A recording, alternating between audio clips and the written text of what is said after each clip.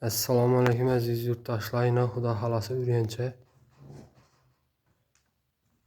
sinfga yetib berdik. Eshik ichan ochiladi. Dabori korona nashiklari bilan. Razmeri ham katta razmer. Aynalislar ham gul aynalis. Dabollari gizma, zamok ham original. Aspektlarishlari. Men ichan tarafdan görünüşü.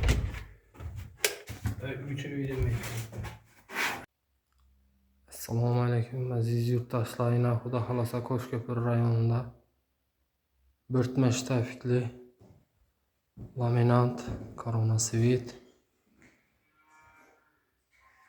eshiklarimizni o'rnatib oldik. Zamoklarına keladigan bo'lsak, zamoklari magnitli zamok. Eshikni yopilishi. Rezinka hamma narsasi bor, orqasida dabor ham bor.